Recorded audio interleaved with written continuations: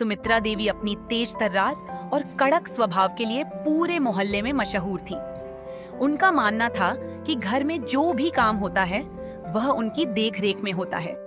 लेकिन उनकी बहू आरती, जो शहर से शादी करके गांव आई थी, को लेकर उनकी हमेशा शिकायतें रहती थी। सुनो आरती, ये घर की सफाई तुम्हारे बस की बात नहीं है।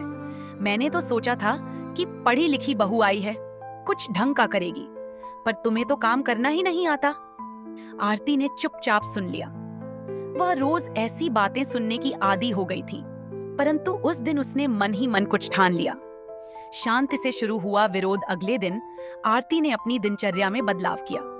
वह न सुबह जल्दी उठी, न झाड़ू लगाई और न ही रसोई में कदम रखा। जब सुमित्रा देवी ने देखा कि नाश्ता तैयार नहीं है तो वह गुस्से में रसोई में पहुंची। आरती, ये क्या हो रहा है? नाश्ता क्यों नहीं बना? आरती ने शांति से जवाब दिया, माँ जी, मुझे लगा कि आपको मेरे काम पसंद नहीं है, तो मैंने सोचा अब मैं सिर्फ आपके आदेश का पालन करूंगी। आप जैसा कहेंगी वैसा करूंगी। सुमित्रा देवी यह सुनकर हैरान रह गईं। वह भुनभुनाते हुए खुद ही नाश्ता बनाने लगी। शर्त का ऐलान शाम को जब पूरा परिवार खाने की मेज पर बैठा तो सुमित्रा देवी ने देखा कि आरती ने खाना भी नहीं बनाया। यह देखकर उनका गुस्सा 7वें आसमान पर था। आरती, तुम इस घर में क्या करने आई हो? काम करने की तो आदत ही नहीं है।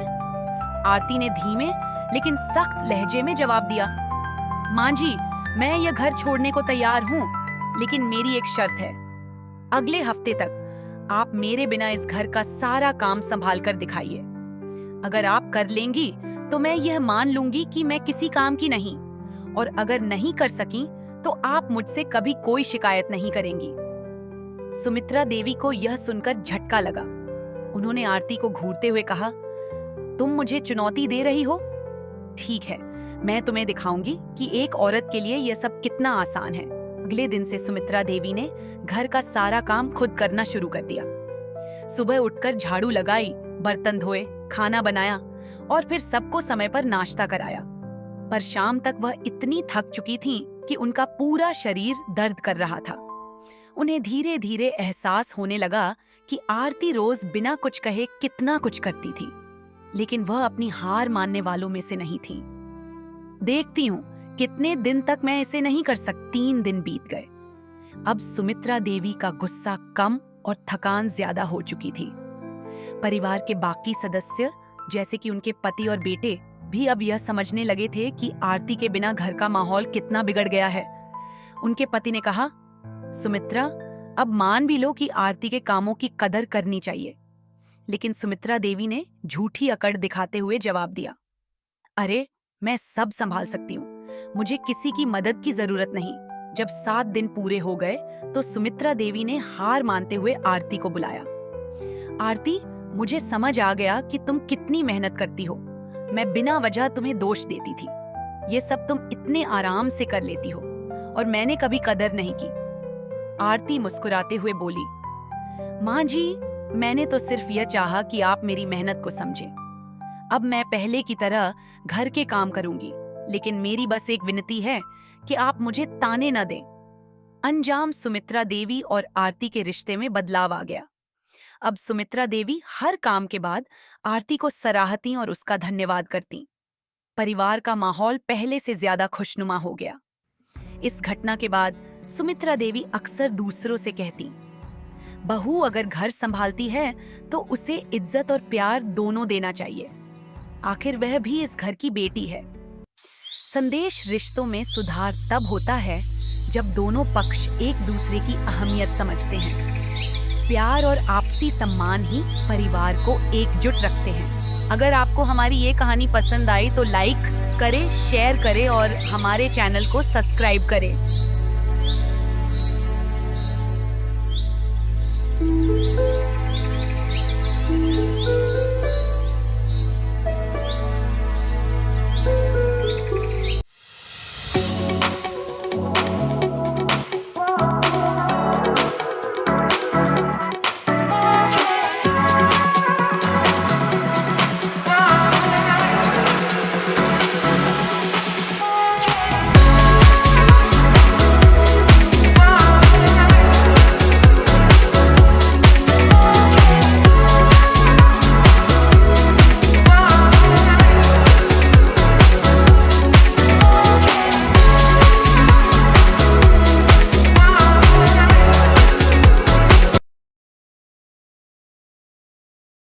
सास बहू और परिवार का बंटवारा। गांव के एक बड़े परिवार में रहने वाली सुमित्रा देवी अपने 3 बेटों और उनकी पत्नियों के साथ रहती थी। परिवार के इतने सदस्य एक ही छत के नीचे रहते थे, लेकिन पिछले कुछ महीनों से घर का माहौल काफी तनावपूर्ण हो गया था। एक सुबह बड़ी बहू सीमा ने गुस्से में कहा, माँ जी, घर के सारे खर्चे हम ही क्यों उठाएं? बाकी लोग अपनी जिम्मेदारी क्यों नहीं निभाते? मझली बहू कविता ने भी शिकायत की, हमें कभी अपने हिसाब से चलने ही नहीं दिया जाता, हमेशा हर चीज माँ जी की मर्जी से होती है। छोटी बहू पूजा ने भी कहा, घर के काम का पूरा बोझ मुझ पर डाल दिया जाता है, ये कब तक चलेगा? सुमित्रा देवी चुपचाप ये सब सुन रही थी। उन्हें महसूस हो रहा था कि परिवार में एकता की जगह दरार बढ़ने लगी है। एक दिन बड़े बेटे रवि ने कहा, माँ, हम इस घर में और नहीं रह सकते, हमें अलग हो जाना चाहिए, इससे हर कोई अपनी जिम्मेदारी खुद निभा सकेगा। ये सुनकर सुमित्रा देवी का दिल टूट गया। बच्चों, बंटवारे से परिवार टूट जाता है। हम मिलजुल कर इन समस्याओं का हल निकाल सकते हैं, लेकिन किसी ने उनकी बात नहीं सुनी। बंटवारे के बाद का सच। कुछ ही दिनों में परिवार बंट गया। हर बेटा अपनी पत्नी और बच्चों के साथ अलग रहने लगा। शुरू में सबको लगा कि ये बंटवारा सही फैसला था। हर कोई अपनी मर्जी से जीने लगा, लेकिन जल्द ही मुश्किलें शुरू हो गईं। सीमा और रवि को घर के सारे खर्चे अकेले उठाना मुश्किल हो रहा था। कविता और उसके पति को बच्चों की परवरिश में परेशानी होने लगी। पूजा को अब अकेले घर संभालने में बहुत मुश्किल हो रही थी। उधर सुमित्रा देवी अकेलेपन से जूझ रही थी। बड़ा परिवार जो कभी उनकी ताकत था, अब बिखर चुका था। परिवार का दोबारा जुड़ना। एक दिन सुमित्रा देवी अचानक बीमार पड़ गई। इस खबर ने पूरे परिवार को हिला दिया। तीनों बेटे और बहुएं तुरंत उनके पास पहुँचे। सुमित्रा देवी ने कमजोर आवाज में कहा, बच्चों, मैं चाहती हूँ कि मेरे आखिरी समय में मेरा परिवार एक साथ हो। उनकी बात सुनकर सबकी आंखें भर आईं।